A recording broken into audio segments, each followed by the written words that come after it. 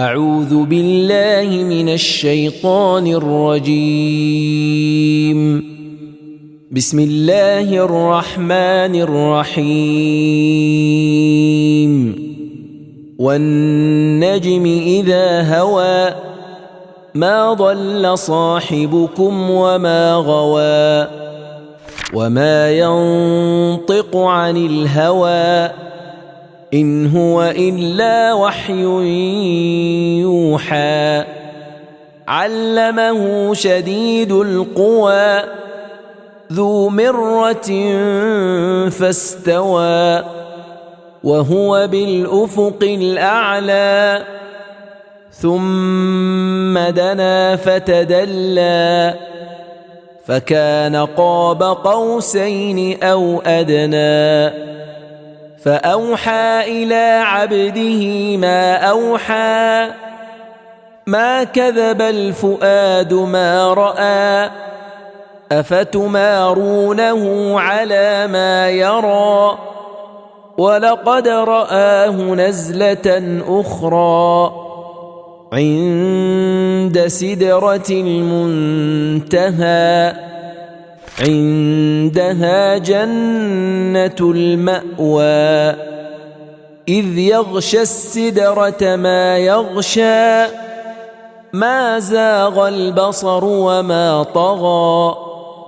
لقد رأى من آيات ربه الكبرى أفرأيتم اللات والعزى ومناة الثالثة الأخرى ألكم الذكر وله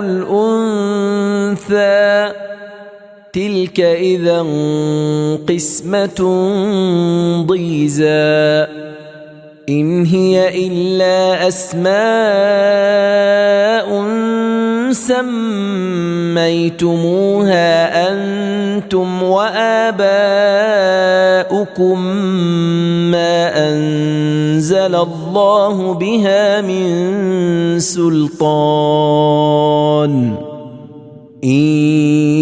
يتبعون إلا الظن وما تهوى الأنفس ولقد جاءهم من ربهم الهدى أم للإنسان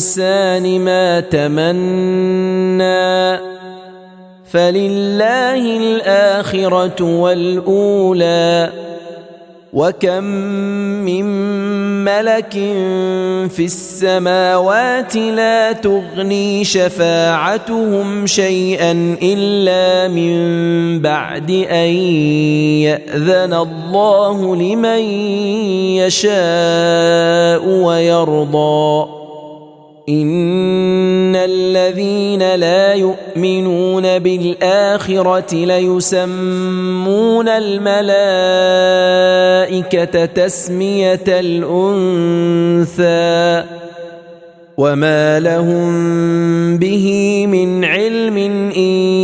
يتبعون إلا الظن وإن الظن لا يغني من الحق شيئا فأعرض عمن تولى عن ذكرنا ولم يرد إلا الحياة الدنيا ذلك مبلغهم من العلم إن ربك هو أعلم بمن ضل عن سبيله وهو أعلم بمن اهتدى ولله ما في السماوات وما في الأرض ليجزي الذين أساءوا بما عملوا ويجزي الذين أحسنوا بالحسنى الذين يجتنبون كبائر الإثم والفواحش إلا اللمم إن ربك واسع المغفرة هو أعلم بكم إذ أنشأكم من الأرض وإذ أنتم أجنة في بطون أمهاتكم فلا تزكوا أنفسكم هو أعلم بمن اتقى أفرأيت الذي تولى وأعطى قليلا وأكدى أعنده علم الغيب فهو يرى أم لم ينبأ بما في صحف موسى وإبراهيم الذي وفى ألا تزر وازرة وزر أخرى وأن ليس للإنسان إلا ما سعى وأن سعيه سوف يرى ثم يجزاه الجزاء الأوفى وأن إلى ربك المنتهى وأنه هو أضحك وأبكى وأنه هو أمات وأحيا وأنه خلق الزوجين الذكر والأنثى من نطفة إذا تمنى وأن عليه النشأة الأخرى وأنه هو أغنى وأقنى وأنه هو رب الشعرى وأنه أهلك عادا الأولى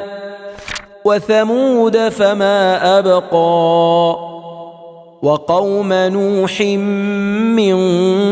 قبل إنهم كانوا هم أظلم وأطغى والمؤتفكة أهوى فغشاها ما غشى فبأي آلاء